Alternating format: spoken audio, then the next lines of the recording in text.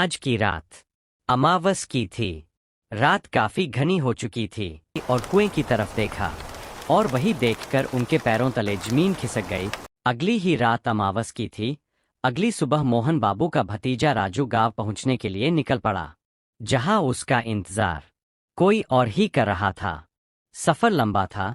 रास्ते भर राजू के दिमाग में वही बातें घूमती रहीं, वही कुआं और वो रहस्यमयी आवाज। राजू के मन में एक अजीब सा डर बैठ गया था, जैसे कोई अनदेखी चीज उसे लगातार देख रही हो। वो घबराते घबराते आगे बढ़ने लगा, जैसे हर कदम उसे किसी अनजानी मुसीबत के और करीब ले जा रहा हो। चारों तरफ सन्नाटा था, सिर्फ उसके कदमों की आवाज सुनाई दे रही थी।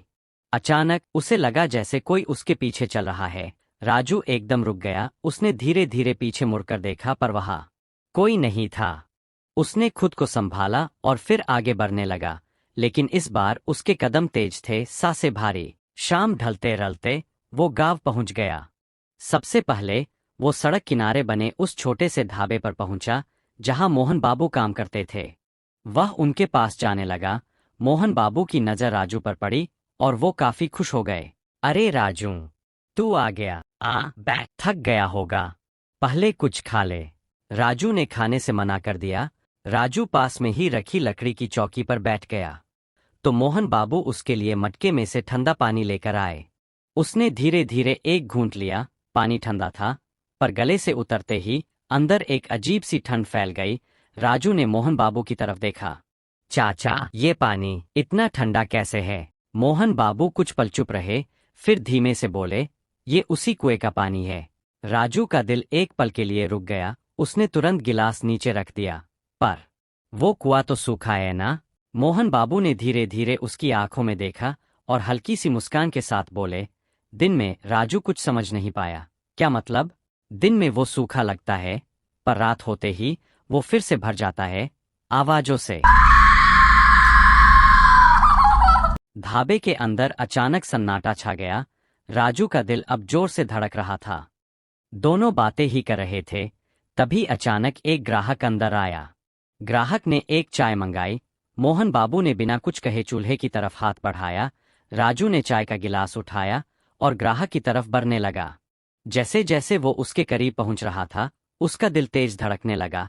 पता नहीं क्यों, पर उस आदमी के पास जाते हुए उसे एक अजीब सा डर महसूस हो रहा था।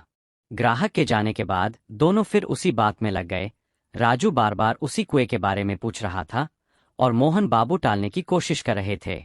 ढाबे में कभी कभी कोई राहगीर आ जाता, चाय पीता और चला जाता। ऐसे ही करते करते वक्त कब निकल गया, पता ही नहीं चला। आज की रात अमावस की थी। रात काफी घनी हो चुकी थी। आसमान पूरी तरह काले बादलों से ढका था। अचानक जोर से हवा चली और फिर तेज बारिश शुरू हो गई। बूंदें छप्पर पर ऐसे गिर रही थीं जैसे कोई पत्थर बरसा रहा हो। मोहन बाबू और राजू ढाबा बंद करके घर की ओर निकल पड़े। भारी बारिश हो रही थी। मोहन बाबू और राजू साइकिल पर आगे बढ़ते जा रहे थे। मोहन बाबू ने एक हाथ में लालटेन थाम रखी थी, जिसकी हल्की रोशनी अंधेरे को चीरने की कोशिश कर रही थी। बारिश की आवाज में अचानक उन्हें किसी के चलने की आहट सुनाई दी। वह चौंक कर रुक गए, धीरे से लालटेन उठाई और कुएं की तरफ देखा, और वही देखकर उनके पैरों तले जमीन खिसक गई, क्योंकि इस बार कुएं में कोई था जो उन्हें देख रहा था। आगे क्या हुआ, पार्ट 3 में। चैनल को अभी सब्सक्राइब कर लो।